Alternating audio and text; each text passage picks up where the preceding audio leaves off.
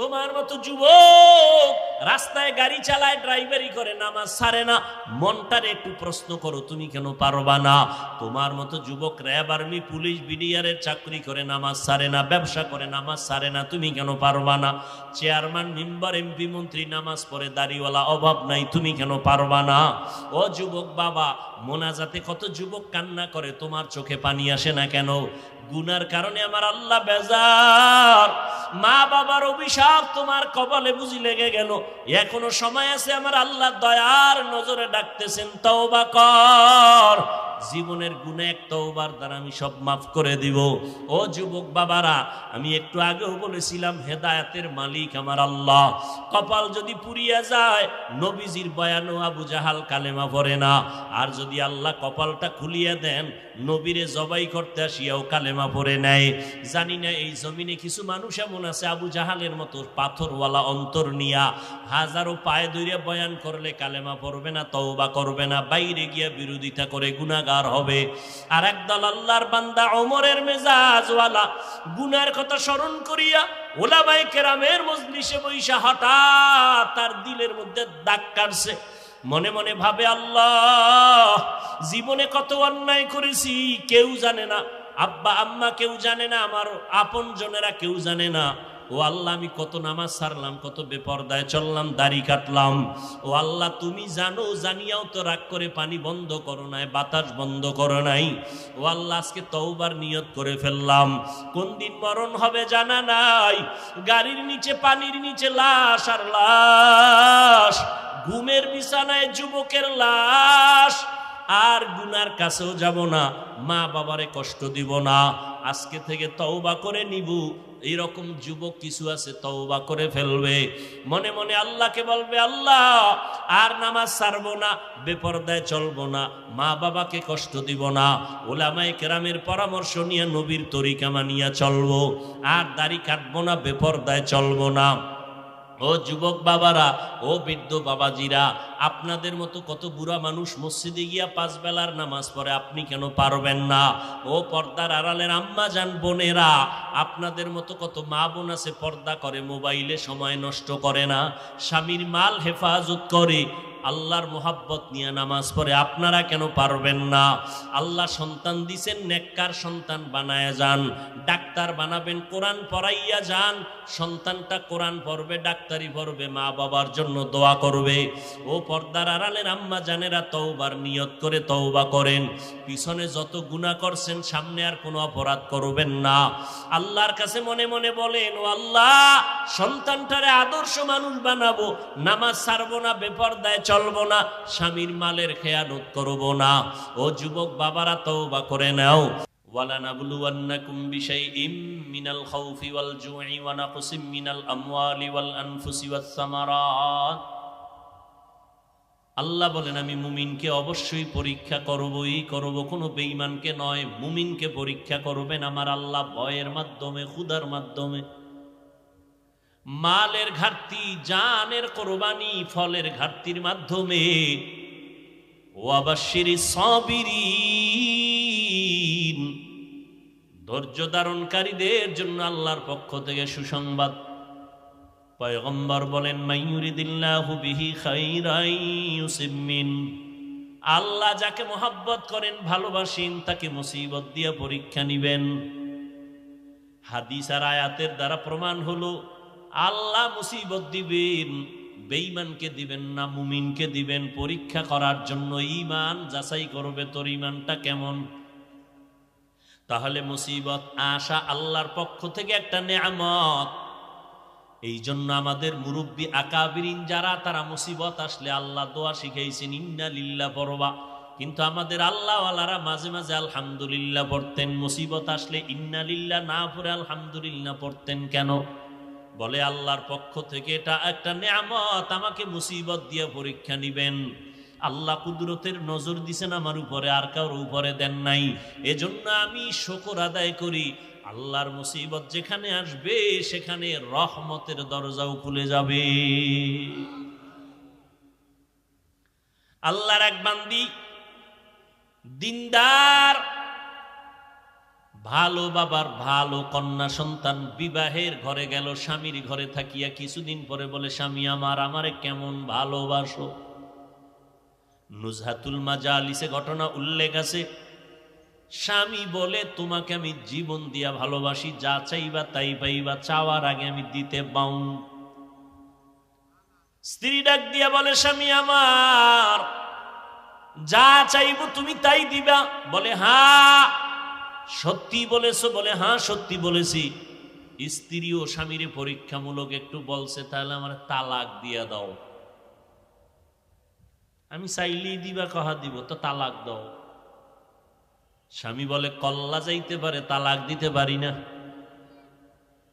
তালাক দেওয়া কি ভালো মানুষের কাজ? পৃথিবীতে নিকৃষ্ট একটা মানুষ স্ত্রীকে তালাক দিতে পারে, এটা ঘৃণিত একটা জায়েজের কাজ, ঘৃণিত, আল্লাহর কাছে রসুলের কাছে একটা ঘৃণিত কাজ তালাক দেওয়া।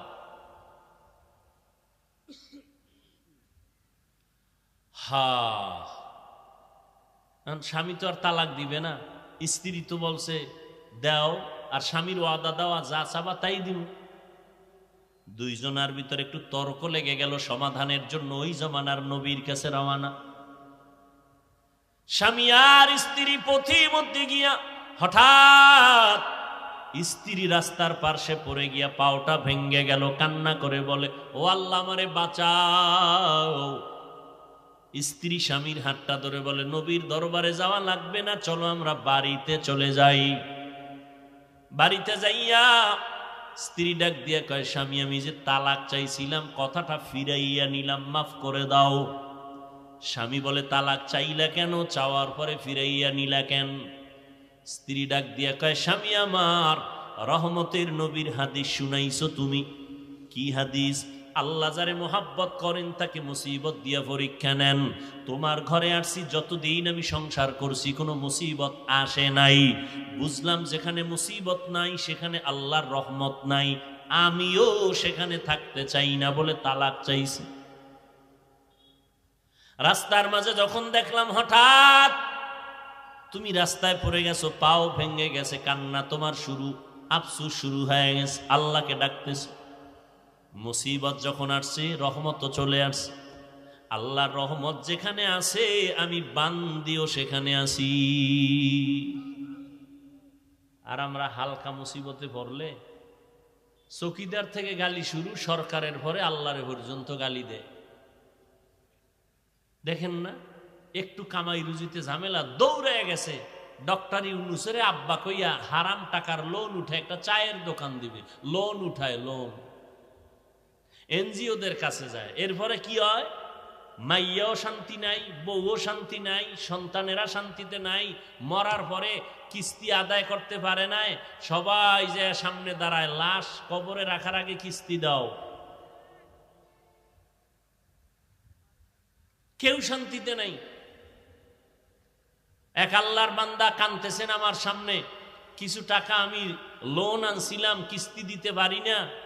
একটা গাড়ি কিনছিলাম, ভ্যান রিক্সা, এটা ভাঙ্গে চুরা অ্যাক্সিডেন্ট হয়ে গেছে বা চুরি হয়ে গেছে, কিস্তি দিতে পারি না। ওই পাওনাদার কুলাঙ্গারেরা আইসা আমার উপযুক্ত মেয়েটাকে মারলো, স্ত্রীকে মারছে। এর থেকে মইরে যাওয়া ভালো না? যে আমার অপরাধের কারণে আমার আল্লাহ মাফ করুন, আমার মেয়েকে মারবে, আমার স্ত্রীকে গায়ে হাত তুলবে, তাও নাপাক হাত, সুদখোরের হাত, ঘুষখোরের হাত আমার স্ত্রীর গায়ে লাগবে। নাউযুবিল্লাহি মিন যালিক। আমি এত খারাপ পুরুষ? সুদেই লোভে পাপ, পাপে মৃত্যু। কই আমাকে হুজুর বাদ দেন না, RAB, army, police, BDR, doctor, professor, ব্যবসায়ী, চাকরিজীবীরা এক টাকাও হারাম খায় না, এমন লোক নাই? তা আপনি কেন পারেন না? আপনার জিব্বাটা কুত্তার মতো বের হয়ে গেল কেন? বেশি খাইতে চান, মাওলায় না খাওয়াইলে খাইবেন কেমন?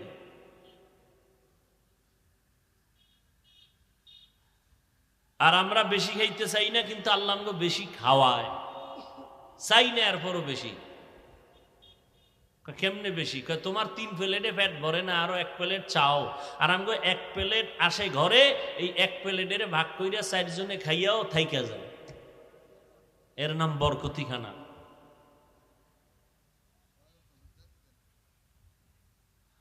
হায় হায় হায়, আল্লাহ তাআলা বলেন আমি মুমিনকে পরীক্ষা করব, কোন বেঈমানকে না। কারণ জান্নাত শুধু মুমিন পাবে, কোনো বেঈমান পাবে না। আল্লাহ মুমিনের জান্নাত দিবেন, আর আল্লাহ পরীক্ষা নিয়ে একটু যাচাই করবেন তার ইমানের হালাত কেমন। আল্লাহ বলেন এই 5টা জিনিসের মাধ্যমে আমি মুমিনদের পরীক্ষা করব। কয় জিনিসের দ্বারা? 5টা। এই 5টা জিনিসের পরীক্ষায় তারা পাশ করবে যাদের মধ্যে একটা পুঁজি থাকবে, ওই পুঁজিটার নাম হলো ধৈর্য। যাদের মধ্যে ধৈর্য নাই এরা কোনোদিন পাশ করতে পারবে না। যেমন আপনারা এখানে আসছেন, ধৈর্য যাদের নাই তারা আসছে চলে গেছে, কিছুক্ষণ আছে চলে যায়, ধৈর্য নাই। ধৈর্য 3 প্রকার, ইবাদতের বেলায় ধৈর্য, গুনাহের বেলায় ধৈর্য, মুসিবতের বেলায় ধৈর্য। এই ধৈর্য ধারণকারীদের এত ফল, এত পুরস্কার। আল্লাহ তাআলা বলেন অনেক পুরস্কার আমি ধৈর্য ধারণকারীদের দান করব, তবে দুনিয়া আখিরাতে মহা 2টা পুরস্কার দিব ধৈর্য ধারণকারীদের। এক, দুনিয়ার পুরস্কার হলো আমি আল্লাহ তার বন্ধু হয়ে আজীবন থাকব। সুবহানাল্লাহ। না খারাপ লাগে আপনাদের? ইয়া আইয়ুহাল্লাযীনা আমানুস্তাঈনু বিস-সাবরি ওয়াস-সালাহ ইন্নাল্লাহা মা'আস-সাবিরিন।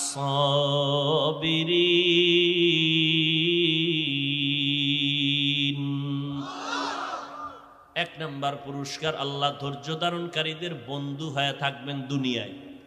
পরকালে আর একটা পুরস্কার, আল্লাহ বলেন ও ধৈর্য ধারণকারীর দল, কিয়ামতের ময়দানে আমি আল্লাহ তোমাদের বিনা হিসাবে জান্নাত দিয়ে দিব।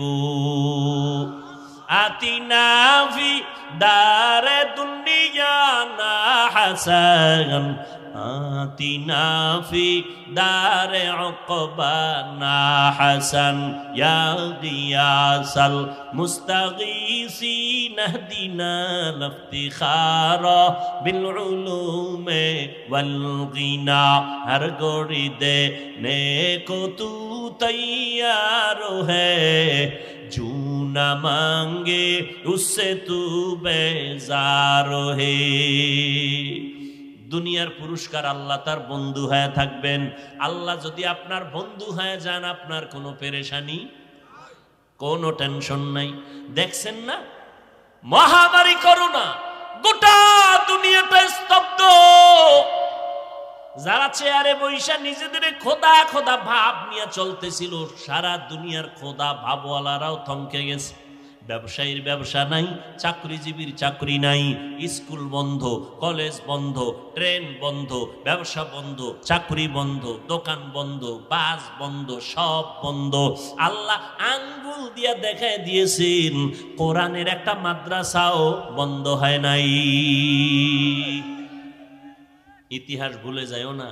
আর ওই করোনার সময় মাস্ক লাগায়া জবানটারে আটকায় রাখছি, একজনে ট্রিপল মাস্ক লাগাইছে করোনার ভয়, কিন্তু এরপরও যারে ধরছে মাস্কে ফিরাইতে পারছে। হ্যাঁ বাবা করোনায় আক্রান্ত হয়ে গেল। এর যুবক, ইতিহাস যেন ভুলে না যাও। করোনায় বাবাকে আক্রান্ত করে ফেলেছে। ওই বাবার 2টা কুলাঙ্গার শিক্ষিত শয়তান, 2টা কুলাঙ্গার সন্তান শিক্ষিত। বাবারে যখন করোনায় ধুইরা ফেলাইলো, টাকা দিয়া এলাকার গরিব ছেলেদের কয় আমার বাবার লাশটা রাস্তায় ফালায় দিয়ায়। রাস্তায় ফালায় দিছে, দরওয়াজা লক করলো, জানালা লক করে দিল। জানালা দিয়ে একবারও সন্তান তাকায় দেখলো না বাবার লাশটা কি কুত্তায় খাইলো নাকি জানাজা হইল। কিন্তু জানো নিরে বাঙালি, ওই ইতিহাসটা কেমন? ওই বাংলাদেশের শত শত করোনার লাশ আমার দেশের কিছু পুলিশ ভাইরা আর আমার দেশের সিংহবাগ ওলামায়ে কেরাম টুপিওয়ালারা ওই লাশগুলো কাঁধের মধ্যে নিয়েছেন, গোসল করাইছেন, কাফন পরাইছেন, জানাজা পরাইছেন, কবর খনন করে দাফন করাইছেন।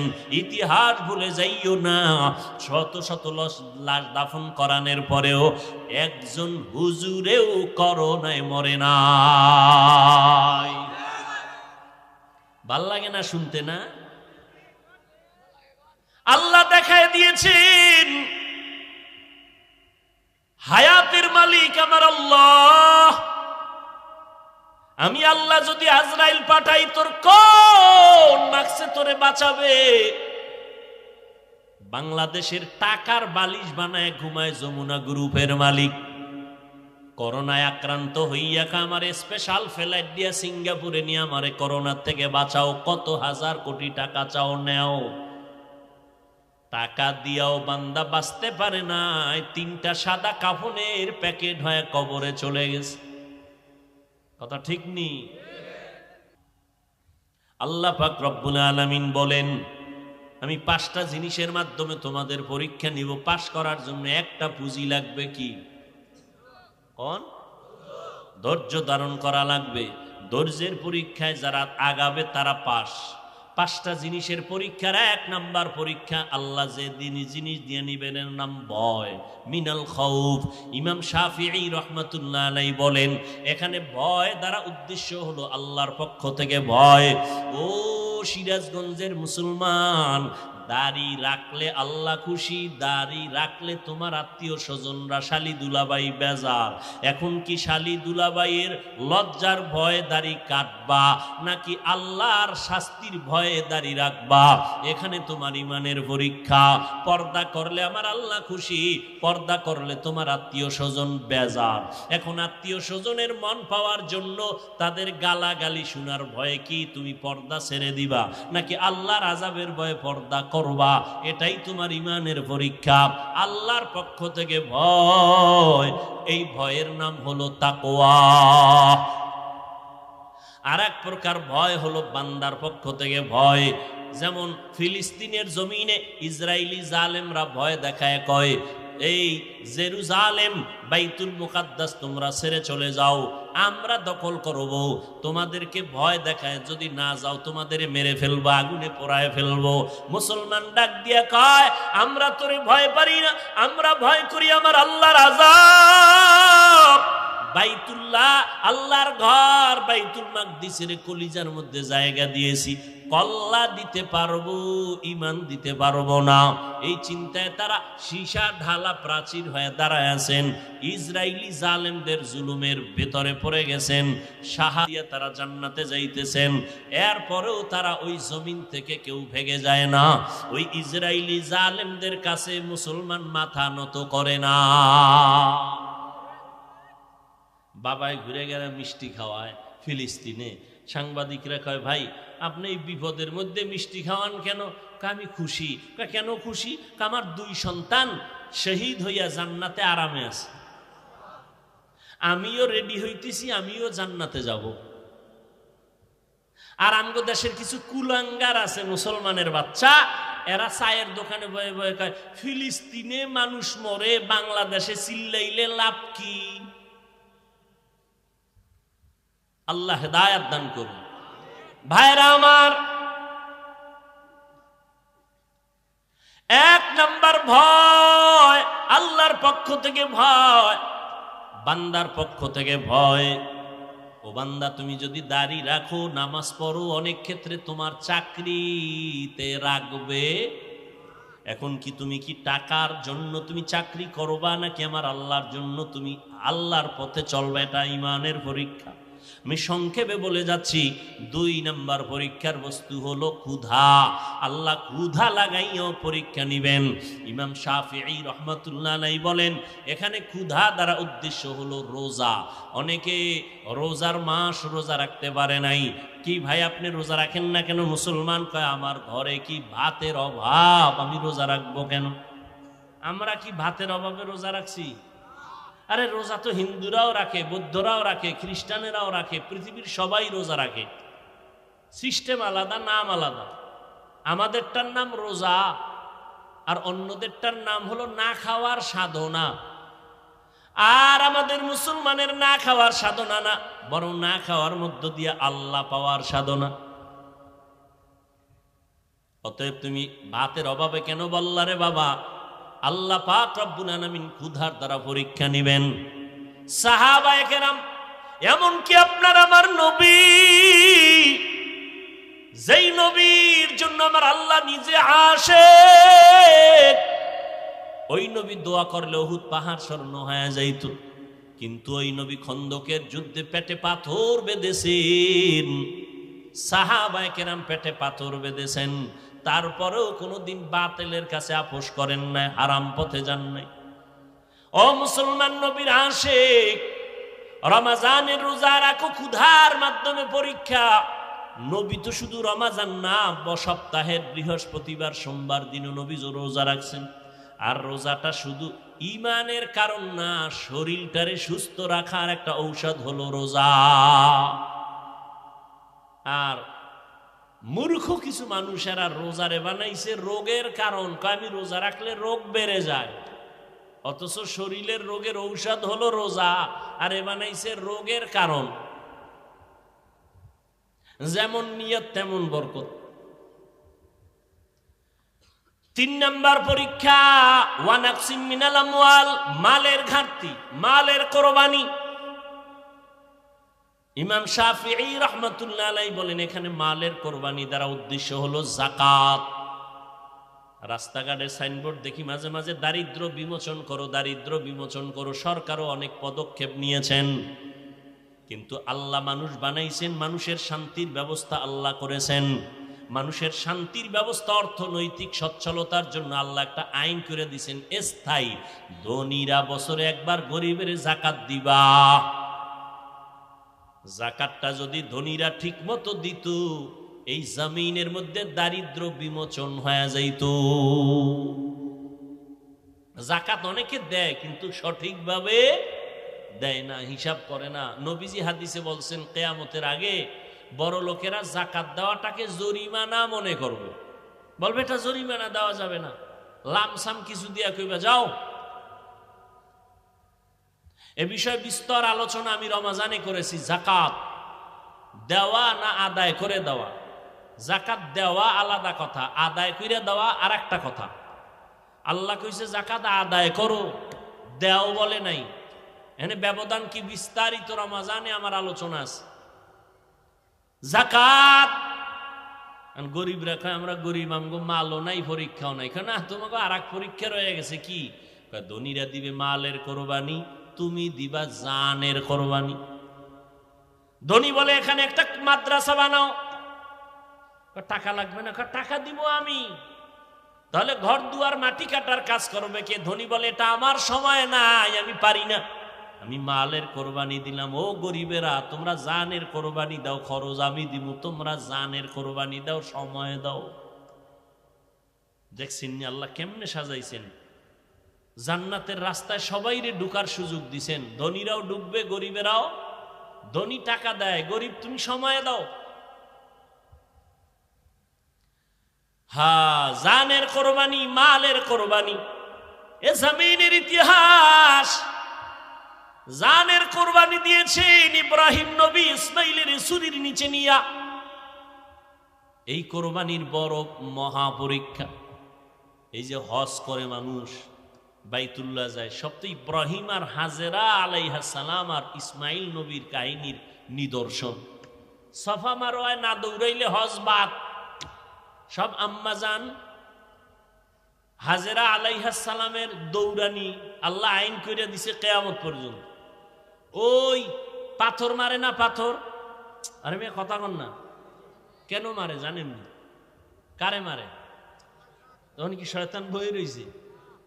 শয়তান বড় হয়েছে, সবাই পাথর মারে হোমানে। একজনে জুতাও মারছে, শয়তান তোরে দেখাই দে, জুতা মারতেছে। শয়তান কি ওখানে বয়ে রয়েছে? ওই ইসমাইল নবী আর ইব্রাহিম নবী যে পাথর মারছিল, আল্লাহ এটারে নিদর্শন বানায় দিছে। এই এতটুকু কাজ করবি না, তুই জীবনভর তাহাজ্জুদ যদি পইরা বাইতুল্লাহর বুকে লাগায় কান্দ, তোর জিন্দেগির সব ইবাদত বরবাদ। কোনো চালাকি চলবে? চলবে না। বাইতুল্লাহ তাওয়াফ করো, জমজমের পানির জন্য হাজিরা পাগল। সারা দুনিয়ার চিকিৎসা বিজ্ঞানীরা থিওরি দিয়ে দিছে, জমিনে যত পানি আছে জমজমের মতো বিশুদ্ধ পানি জমিনের মধ্যে আর কোথাও দেখছেননি। সেই ইসমাইল শিশু বাচ্চার কান্না থেকে পানি শুরু, ওখান থেকে যেই পরিমাণ ছিল আজও সেই পরিমাণ আছে। হাজার হাজার হাজার হাজার কোটি মিলিয়ন ট্রিলিয়ন বিলিয়ন পানি মানুষগুলো নিয়ে যায় হাজি সাহেবরা, কিন্তু পানি কমেও না বাড়েও না। সুবহানাল্লাহ। না সাহাবায়ে কেরাম একদিন জিজ্ঞাসা করলেন, ইয়া রাসূলুল্লাহ, জমজম কূপের তলা কই? নবী বলেন, জমজম কূপের তলা হলো হাউজে কাউসারের সাথে লাগানো।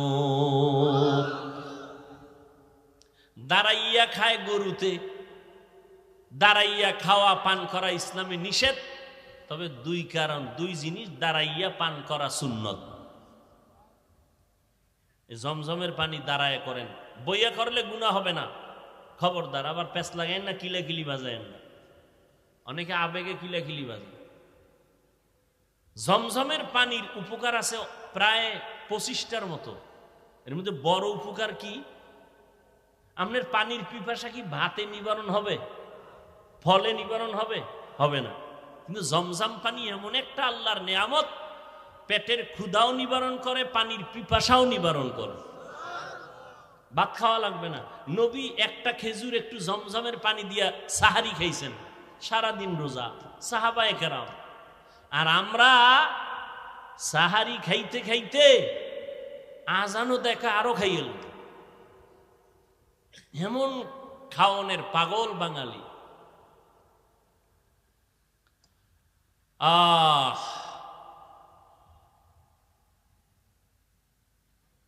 তো যে কথা বলতেছিলাম, জানের কোরবানি। ইসমাইল ছুরির নিচে যাওয়ার জন্য বাবারে বলতেছে, বাবা তাড়াতাড়ি আমার জবাই দাও। সাতাজিদুনি ইনশাআল্লাহু মিনাস সাবিরিন, ইনশাআল্লাহ আমাকে ধৈর্য ধারণকারীদের মধ্যে আমাকে পাবেন রে বাবা, আমাকে তাড়াতাড়ি জবাই করেন।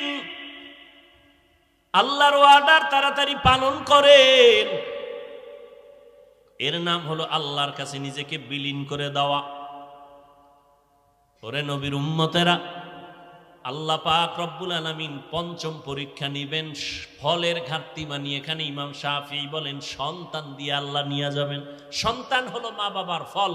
মহিলাদেরকে আল্লাহ কোরআনে বলছেন এরা ফসল উৎপাদনের ক্ষেত, আর ওই ক্ষেতের ফসল হলো সন্তান।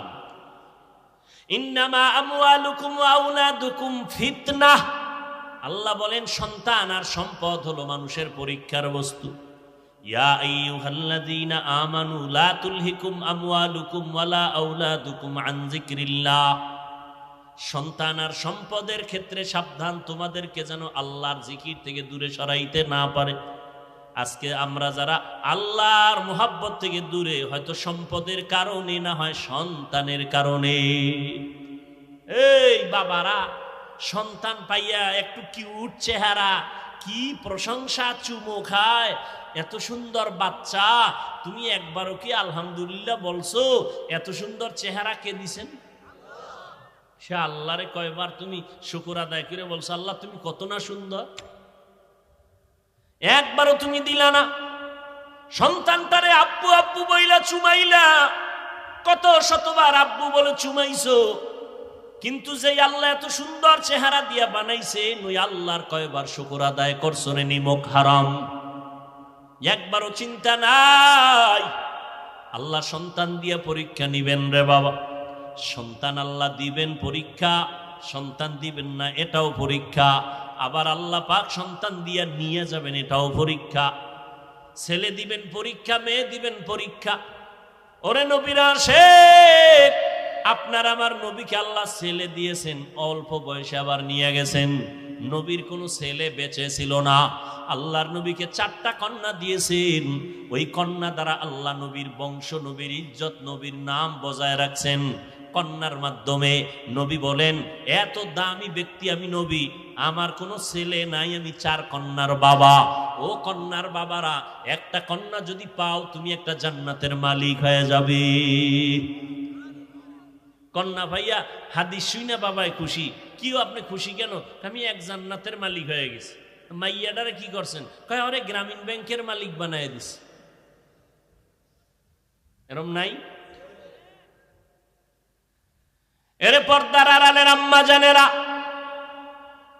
ও যুবক, কয়দিন আর যৌবনের বাহাদুরি করবা? চোখের সামনে লাশ আর লাশ আর লাশ, এমন কোনো দিন নাই লাশের কোনো মিছিল নাই। আমি যে এতক্ষণ আপনাদের বয়ান শুনাইছি, একবারও কিন্তু বলি নাই ও যুবক বাবারা, ও বৃদ্ধ বাবাজিরা, আপনারা যারা ব্যবসা করেন সব বাদ দিয়া তাবলিগে মসজিদে গিয়া জিকির করেন, একবারও কিন্তু বলি নাই। যারা স্কুল কলেজে পড়ো যুবক বাবারা, বলি নাই আমাদের মাদ্রাসায় চলে আসো, স্কুল কলেজ বন্ধ করে দাও, বলি নাই। চাকরিজীবীদের বলি না চাকরি ছেড়ে দাও, বরং আমি বলে গেলাম ওরে যুবক, আল্লাহর মোহাব্বত নিয়ে বলি চাকরি করো আলহামদুলিল্লাহ, সারিও না। ব্যবসা করো, করো, বাধা নাই। স্কুলে পড়ো, কলেজে পড়ো, বাধা নাই। তুমি ডাক্তার হও, ইঞ্জিনিয়ার হও, তুমি একজন প্রফেসর হও, তবে আমার দাবি কখনো তুমি বেয়াদব হইও না। তোমার ব্যবহারে কোনো দিন যেন তোমার মা বাবা কষ্ট না পায়, তোমার কপাল নষ্ট হয়ে যাবে। তোমার ব্যবহারে যেন উলামায়ে কেরাম কষ্ট না পায়, তোমার আচরণে যেন কোনো মুরব্বীরা কষ্ট না পায়। তুমি একজন আদর্শবান ডাক্তার হও, আদর্শবান ইঞ্জিনিয়ার হও, তুমি একজন আদর্শবান প্রফেসর হও। তুমি কলেজে পড়ো বাবা, নবীর তরিকা মানিয়া চলো, উলামায়ে কেরামের পরামর্শ নিয়ে চলো। যুবকেরা, তোমার মতো যুবক স্কুলে কলেজে পড়ে, 5 ওয়াক্ত নামাজ পড়ে, মিথ্যা বলিও না, আছে না নাই? বালিশে মাথা লাগায় একটু চিন্তা করিও, তুমি কেন পারো না রে বাবা? তোমার মতো যুবক রাস্তায় গাড়ি চালায়, ড্রাইভারি করে, নামাজ ছাড়ে না, মনটারে একটু প্রশ্ন করো, তুমি কেন পারবা না? তোমার মতো যুবক র্যাব, আর্মি, পুলিশ, বিডিআরের চাকরি করে, নামাজ ছাড়ে না, ব্যবসা করে, নামাজ ছাড়ে না, তুমি কেন পারবা না? চেয়ারম্যান, মেম্বার, এমপি, মন্ত্রী নামাজ পড়ে, দাড়িওয়ালা, অভাব নাই, তুমি কেন পারবা না? ও যুবক বাবা, মোনাজাতে কত যুবক কান্না করে, তোমার চোখে পানি আসে না কেন? গুনার কারণে আমার আল্লাহ বেজার, মা বাবার অভিশাপ তোমার কপালে বুঝি লেগে গেল। এখনো সময় আছে, আমার আল্লাহ দয়ার নজরে ডাকতেছেন, তওবা কর। জীবনের গুনাহ এক তওবার দ্বারা আমি সব মাফ করে দিব। ও যুবক বাবারা, আমি একটু আগেও বলেছিলাম হেদায়েতের মালিক আমার আল্লাহ। কপাল যদি পুড়িয়া যায়, নবীজির বয়ানো আবু জাহাল কালেমা পড়ে না। আর যদি আল্লাহ কপালটা খুলিয়া দেন, নবীরে জবাই করতে আসিয়াও কালেমা পড়ে নেয়। জানি না এই জমিনে কিছু মানুষ এমন আছে আবু জাহালের মতো পাথরওয়ালা অন্তর নিয়া হাজারো পায়ে ধরে বয়ান করলে কালেমা পড়বে না, তওবা করবে না, বাইরে গিয়া বিরোধিতা করে গুনাহগার হবে। আর একদল আল্লাহর বান্দা ওমরের মেজাজওয়ালা, গুনার কথা স্মরণ করিয়া উলামায়ে কেরামের মজলিসে বৈশা হঠাৎ তার দিলের মধ্যে দাগ কাটছে। মনে মনে ভাবে, আল্লাহ, জীবনে কত অন্যায় করেছি, কেউ জানে না, আব্বা আম্মা কেউ জানে না, আমার আপন জনেরা কেউ জানে না। ও আল্লাহ, আমি কত নামাজ ছাড়লাম, কত বেপরদায় চললাম, দাড়ি কাটলাম।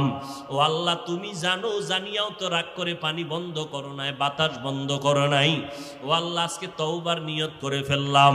কোন দিন মরণ হবে জানা নাই, গাড়ির নিচে, পানির নিচে লাশ আর লাশ, ঘুমের বিছানায় যুবকের লাশ। আর গুনার কাছেও যাব না, মা বাবারে কষ্ট দিব না, আজকে থেকে তওবা করে নিব। এরকম যুবক কিছু আছে, তওবা করে ফেলবে, মনে মনে আল্লাহকে বলবে, আল্লাহ, আর নামাজ ছাড়বো না, বেপরদায় চলবো না, মা বাবাকে কষ্ট দিব না, উলামায়ে কেরামের পরামর্শ নিয়ে নবীর তরিকা মানিয়া চলবো, আর দাড়ি কাটবো না, বেপরদায় চলবো না। ও যুবক বাবারা, ও বৃদ্ধ বাবাজিরা, আপনাদের মতো কত বুড়া মানুষ মসজিদে গিয়া 5 বেলার নামাজ পড়ে, আপনি কেন পারবেন না? ও পর্দার আড়ালের আম্মা জান বোনেরা, আপনাদের মতো কত মা বোন আছে পর্দা করে, মোবাইলে সময় নষ্ট করে না, স্বামীর মাল হেফাজত করে, আল্লাহর মোহাব্বত নিয়ে নামাজ পড়ে, আপনারা কেন পারবেন না? আল্লাহ সন্তান দিছেন, নেককার সন্তান বানায়া যান। ডাক্তার বানাবেন, কোরআন পড়াইয়া যান। সন্তানটা কোরআন পড়বে, ডাক্তারি পড়বে, মা বাবার জন্য দোয়া করবে। ও পর্দার আড়ালের আম্মা জানেরা তওবার নিয়ত করে তওবা করেন। পিছনে যত গুনাহ করছেন সামনে আর কোনো অপরাধ করবেন না। আল্লাহর কাছে মনে মনে বলেন, ও আল্লাহ, সন্তানটারে আদর্শ মানুষ বানাবো, নামাজ ছাড়বো না, বেপরদায় চলবো না, স্বামীর মালের খেয়ানত করবো না। ও যুবক বাবারা, তওবা করে নাও, মনে মনে অন্তর তৈরি করে ফেলো। মরিয়া গেল আর নামাজ ছাড়বা না, দাড়ি কাটবা না, বেপরদায় চলবা না, মা বাবার দোয়া নিয়া, উলামায়ে কেরামের পরামর্শ নিয়ে চলবা। তওবার অন্তর যদি তওবার জন্য তৈরি হয়ে থাকে, মুনাফিকি দুর্বলতা যদি অন্তরে না থাকে, যাদের তওবার খাঁটি নিয়ত আছে তাদেরকে বলবো, দুটো হাত আমার আল্লাহকে দেখাইয়া দাও। আয় আল্লাহ, হাতগুলো কবুল করে নেন, তওবা কবুল করে নেন, তওবার উপরে মজবুত হইয়া চলার তৌফিক দান করেন, আমিন। আলহামদুলিল্লাহি রাব্বিল আলামিন, ওয়াসসালাতু ওয়াসসালামু আলা সাইয়্যিদিল আমবিয়াই ওয়াল মুরসালিন ওয়া আলা আলিহি ওয়া আসহাবিহি আজমাইন। ইয়া আরহামার রাহিমিন, ইয়া আরহামার রাহিমিন, ইয়া আরহামার রাহিমিন, রব্বিরহামহুমা কামা রাব্বায়ানি সগীরা। আল্লাহুম্মা ইন্নাকা আফুউন কারীম তুহিব্বুল আফওয়া ফা'ফু আন্না। আল্লাহুম্মা ইন্না নাসআলুকা রিযাকা ওয়াল জান্নাহ ওয়া নাউযু বিকা মিন সাখাতিকা ওয়ান নার। আল্লাহুম্মা ইন্না নাউযু বিকা মিনাল বারাসি ওয়াল জুনুনি ওয়াল জুযামি ওয়া সাইয়্যিল আসকাম। اللهم اجعلني في عيني صغيرا وفي أعين الناس كبيرا. ربنا ظلمنا أنفسنا وإن لم تغفر لنا وترحمنا لنكونن من الخاسرين. ওদায়ার মালিক, কুদরতের নজর দিয়ে দেখেন, ওলামায়ে কেরাম, মুরব্বী, হাজী সাহেব, ব্যবসায়ী, চাকরিজীবী, পর্দার আড়ালের মা বোনেরা, আমার যুবক ছাত্র ভাইরা হাত তুলেছেন। আমরা গুনাহগার, মেহেরবানি করে আমাদের মাফ করে দেন। মাহফিল কবুল করে নেন, আয়োজনকারী সহযোগিতাকারীদের কবুল করে নেন, মাদ্রাসা কবুল করে নেন। আয় আল্লাহ, সারা দুনিয়াবাসীকে মাফ করে দেন। আল্লাহ, প্রবাসে যারা আছে হেফাজত করেন। আয় আল্লাহ, ফিলিস্তিনের মুসলমানদের উপরে রহমতের চাদর বিছায়া দেন। ইসরায়েলের জালেমদের জুলুম থেকে হেফাজত করেন। ইসরায়েলের জালেমদের ধ্বংস করে দেন আল্লাহ। সমস্ত জালেমদের জুলুম থেকে হেফাজত করেন আল্লাহ। বাংলাদেশ শান্তির দেশ বানায় দেন। জনপ্রতিনিধির দায়িত্ব যারা পালন করে, আয় আল্লাহ, প্রশাসনিক ভাবে যারা কাজ করে, সবাইকে দ্বীনের খাদেম বানায় দেন। মা বোনদের আবেদা বানায় দেন। 5 ওয়াক্ত নামাজি পর্দাওয়ালা বানায় দেন। ঘরে ঘরে সুন্নতের বাতি জ্বালায় দেন। সন্তানগুলো নেককার বানায় দেন। লেখাপড়া যারা করে, পরীক্ষার্থী কামিয়াবি দান করেন। মাদ্রাসা মসজিদগুলো কবুল করে নেন। অন্যান্য শিক্ষা প্রতিষ্ঠান নবীর আদর্শে কবুল করে নেন। আয় আল্লাহ, আমাদের রিয়া, হাসাদ, কিবির দূর করে অন্তরে ইখলাস দান করেন। মুখালিফের মুওয়াফিক বানায় দেন। ইলম ও হিকমত আমলে বরকত বাড়ায় দেন। ওলামা তোলাবা উম্মতের অন্তরে ইজ্জত মুহাব্বত বাড়ায় দেন। ওলামায়ে আহলে হকের বিজয় দান করেন। বাতিলের মোকাবেলায় বিজয় দান করেন। আয় আল্লাহ, আমার কলিজার টুকরা যুবক প্রত্যেকের দ্বীনের খাদেম বানায় দেন। মোবাইলের গুনাহের থেকে হেফাজত করেন আল্লাহ। মোবাইলের গুনাহের থেকে হেফাজত করেন আল্লাহ। মোবাইলের গুনাহের থেকে হেফাজত করেন আল্লাহ। আয় আল্লাহ, আমরা যারা হাত তুলেছি, জানি না কার মা নাই, বাবাও নাই, অন্ধকার কবর থেকে দোয়া চায়। আয় আল্লাহ, সবার কবর জান্নাতের ফয়সালা করে দেন। যারা বেঁচে আছেন দীর্ঘ নেক হায়াত দান করেন। অসুস্থ যারা, সুস্থতার নিয়ামত বাড়ায় দেন। আয় আল্লাহ, সারা দুনিয়ায় খেদমতের জন্য কবুল করে নেন। ইজ্জতের হেফাজতের ব্যবস্থা করে দেন। আয় আল্লাহ, আম্বিয়ায়ে কেরাম, সাহাবায়ে কেরাম, শুহাদায়ে কেরাম, আউলিয়ায়ে কেরাম, আসাতেজায়ে কেরামদের মাকাম জান্নাতে বাড়ায় দেন। আওয়াজে কথায় রুহানিয়াত বাড়ায় দেন। বরকতি হালাল রিজিক দান করেন। অভাবীদের অভাব দূর করে দেন। মাখলুকতের শারারাত থেকে হেফাজত করেন। আয় আল্লাহ পরমুখাফিক্কি থেকে হেফাজত করেন। আয় আল্লাহ ইজ্জতের হেফাজত করেন, জানমাল আহাল পরিবার হেফাজত করেন, চলার পথে হেফাজতের ব্যবস্থা করে দেন। আয় আল্লাহ নবীজির মোহাব্বতের সুন্নাতওয়ালা জিন্দেগি আমাদের দান করেন।